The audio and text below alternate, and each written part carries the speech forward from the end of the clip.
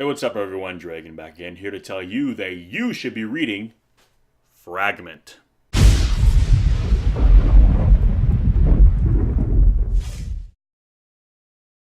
So, Fragment is a 2009 science fiction novel written by Warren Fay, who is also, in addition to being an author, is a screenwriter as well, and basically follows kind of this reality television crew on this show called the Trident, who go to kind of this island where life has been evolving for basically over like a billion years, and this island has kind of remained kind of isolated from the rest of the world. So with these scientists that are part of this reality show, which is kind of an interesting concept actually, I'm so kind of surprised it hasn't been done yet. Basically stumble on this island and realize that life has taken a very different evolutionary path. And with this one, I gotta kind of be careful because if I tell you certain things, it'll kind of give away a lot of kind of key components of the story that really work better as a surprise. But life, in addition to kind of evolving differently there, it's not just a physical evolution. Yes, you see creatures there, the likes of which you don't see anywhere else in the world. So it does have that kind of initial kind of visual impact when you think of that kind of story.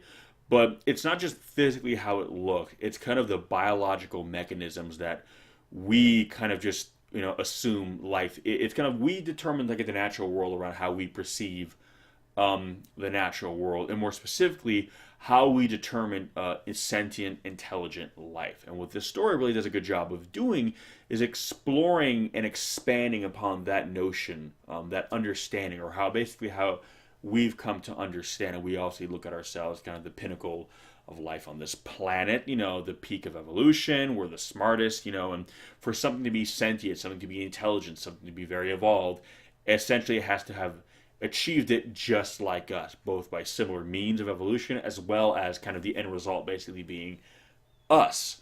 But what happens when we are perhaps confronted by life that is and essentially on equal footing with us, on par with us, yet is very different than us and has kind of achieved this sentient level in kind of a different way, and as a result, kind of exists in a way that is not only different from us, but that kind of runs contrary on what we've kind of come to believe as, what intelligent sentient life should kind of look like and represent.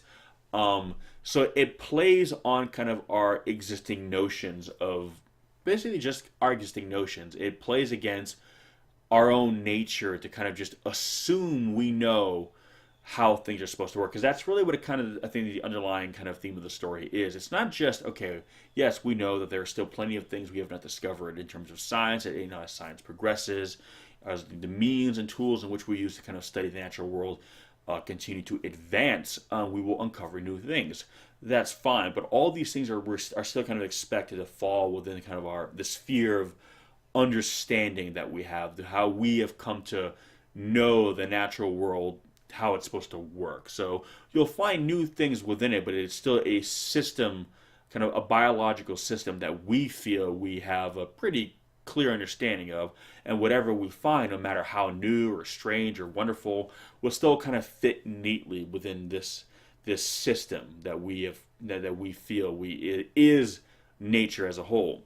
But what happens if and when we encounter something that doesn't kind of fit that model, that forces us to kind of rethink our entire perception of evolution on this planet and how life can evolve on this planet? Because that's the interesting thing too.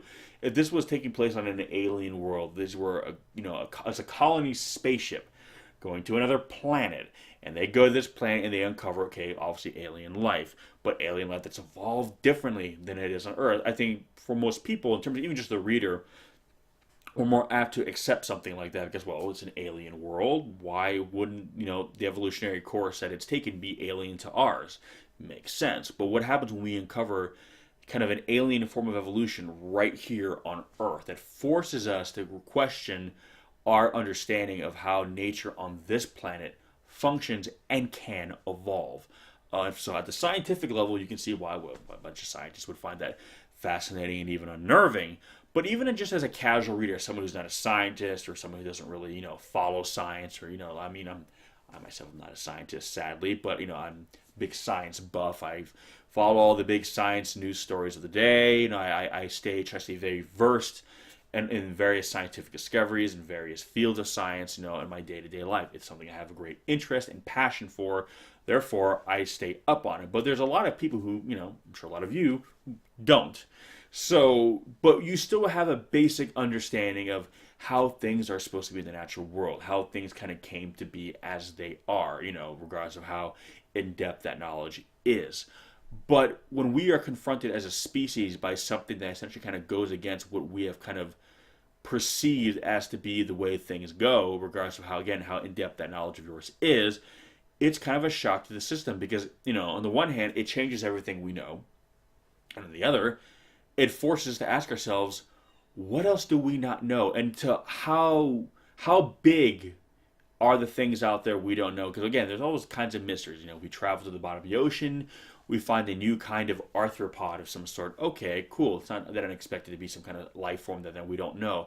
But when you find life forms of this sophistication, of this evolutionary level, on par with us, if not even beyond, who've achieved this level of biological sophistication through a very different evolutionary path, it makes you realize, do we know nearly as much about this planet as we thought we did?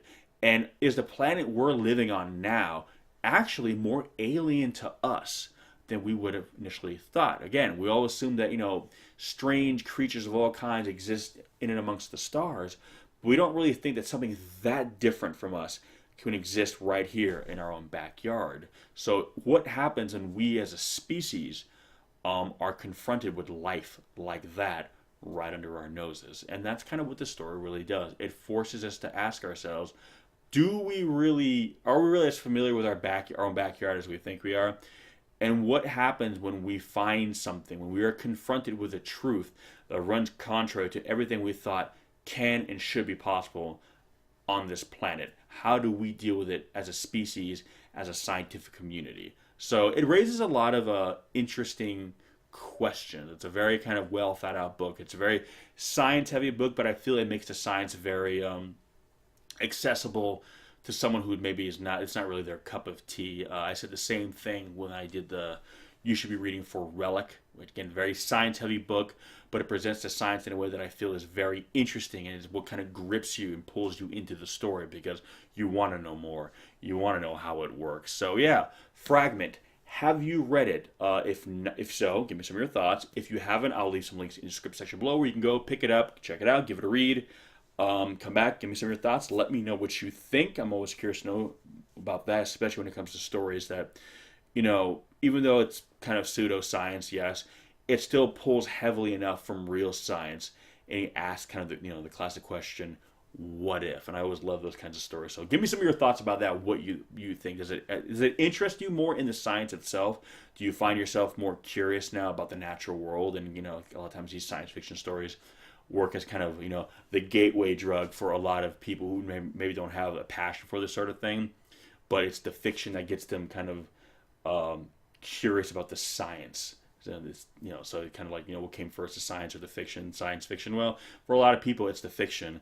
And then once you start exploring the science, even if it's not quite as, lavish as the fiction, by that point, hopefully you're hooked. So anyway, check it out. Give me some of your thoughts. Let me know. And as always, we'll catch you in the next one.